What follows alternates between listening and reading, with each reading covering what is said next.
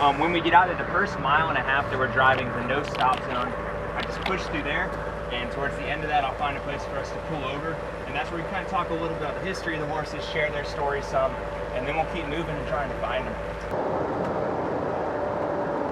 So where we're driving now, Highway 12, this used to only go as far north as Duck, the town you drive through coming up towards Corolla. Corolla was not a thing until the mid-'80s. 85 is actually when they pushed this road up here. So this is the newest part of the Outer Banks. So all these homes, all these shops are more recent. And as that development was first going on, the horses were actually roaming free around everything here.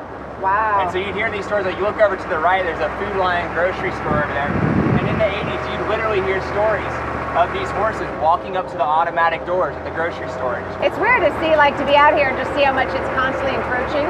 Yeah. You know? Would have loved to have seen the horse coming up to the Food Lion. Yeah, you're gonna see as we get on the beach, this fence goes out into the water, so the horses will stay on this side of things. And it works? For the most part. So one of our winter storms that came through actually tore down part of the fence. And so just a couple months ago, some horses actually got over that little break in the fence at low tide.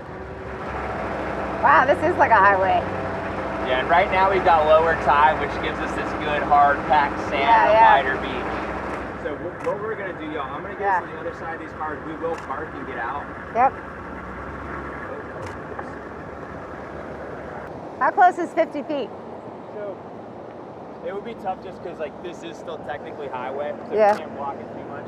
If That's so funny that this is I know. But like all of this, we're still good here. So those are, obviously they're wild horses. Do we know what kind of? Yeah, so these are colonial Spanish Mustangs. And so there's different theories as how they got here, but kind of the main theory is that these horses actually swam on shore from shipwrecks off the coast. And so it would make sense that these Spanish explorers, 500 years ago might have come here with intentions of establishing a colony and settling in, but we're a big sandbar. That's what it is. And it would make sense if they crashed their ship and these horses just swam up here and survived. And then, so when did they start getting, like, how many horses were there originally? How many are there now in the area? When they got up here and started populating the area, at one point there was something like 5,000 horses.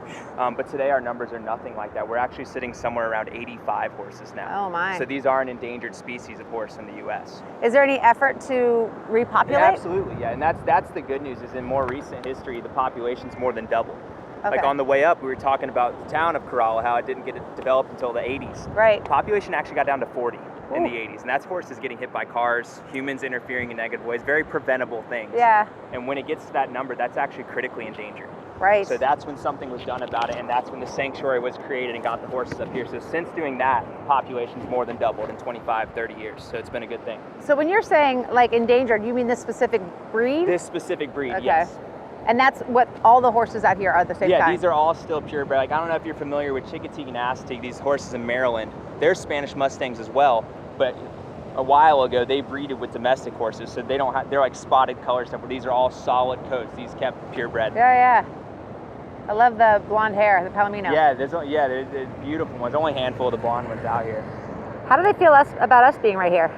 And they don't mind us too much. And honestly, you see different personalities with different stallions. Yeah. This stallion, since he has 3 mares and he has all these scars on his body, that shows that he's a confident fighter. He's not too worried about the people around, where if we see a stallion that only has 1 mare, a lot of times he's very protective of that mare. He doesn't like to be too close to other horses or too close to other people.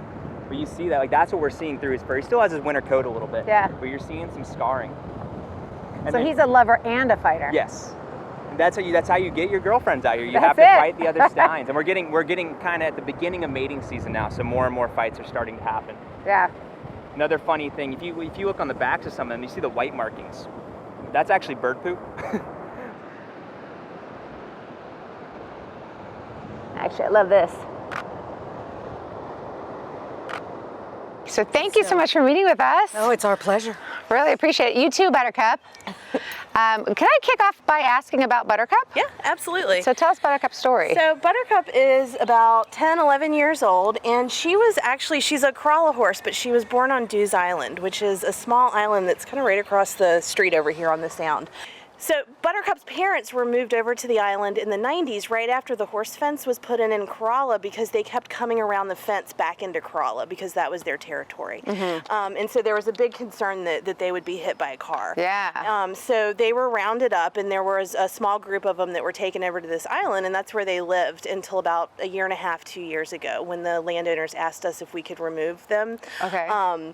And so they came here and to live with us on the farm. So that's where Buttercup came from. Got it. Okay. All right. And then can you share a little bit more about the history of the wild horses?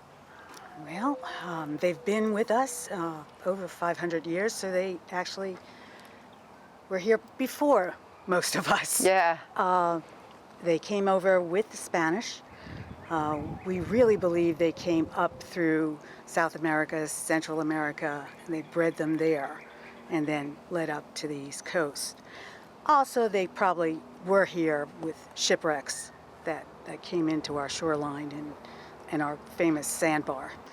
And they've survived a heck of a lot, and they continue to. And now the two basic herds that still survive out in the wild are in the northernmost tips of the Outer Banks. Right. So up right above Corolla proper, and then down in Shackleford Banks. Yeah. Okay. Got it. And you oversee the organization that helps to protect Yes, the horses. Corolla Wild Horse Fund. Right. Yes, Got that's it. been in existence since 1989.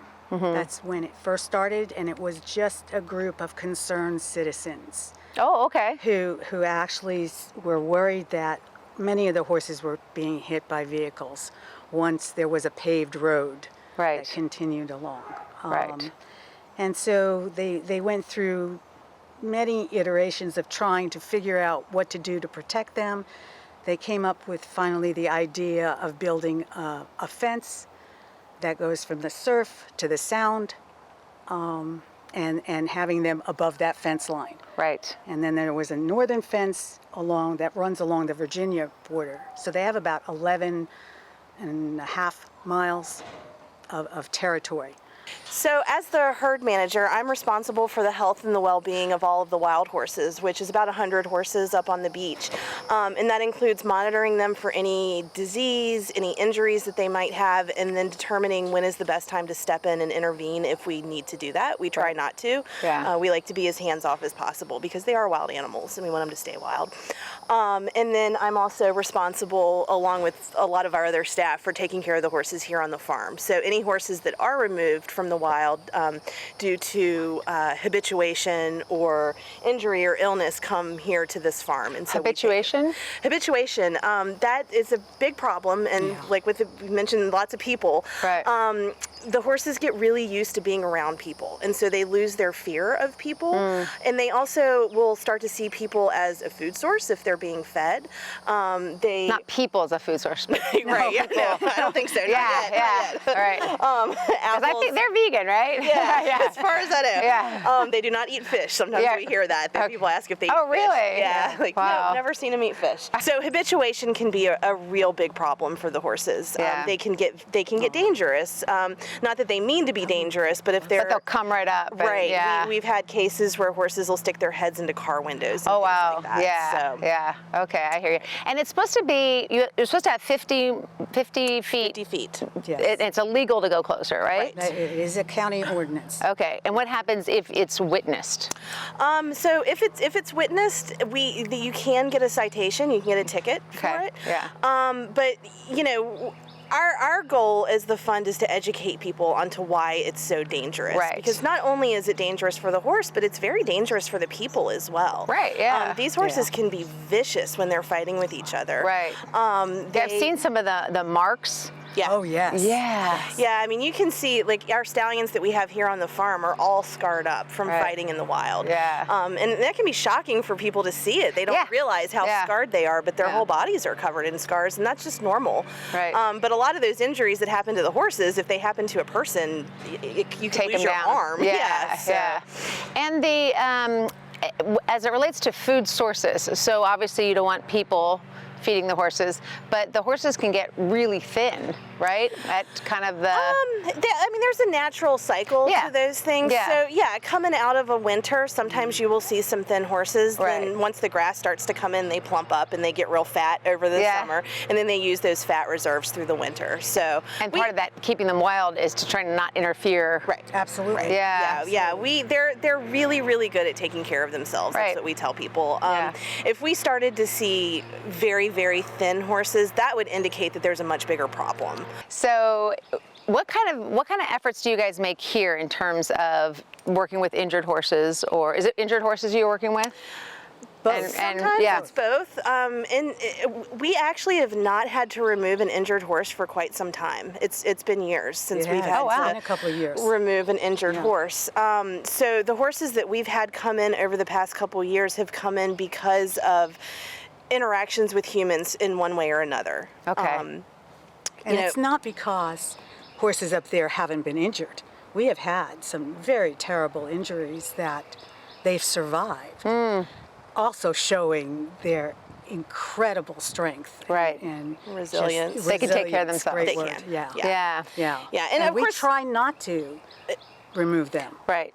And we'll consult with our vet. I mean, Oh, if there's a horse that has a really bad injury somewhere, I'll FaceTime with our vet and talk to her and send pictures and everything. Right, So yeah. they are seen, but we try to be as hands-off as possible. So unless a horse is actively dying, for lack of a better term, Yeah. we're going to try our best to leave it in the wild. Right. But as far as the horses here, once they come here, they basically become domesticated. Then it becomes our job to make them good equine citizens, so Yeah. that they could potentially be adopted out one day. Oh, okay. So That was my next question. So what happens next? Right. Yeah. We do have an adoption program if the horse is suitable for So that. if somebody's interested in that, what do they do?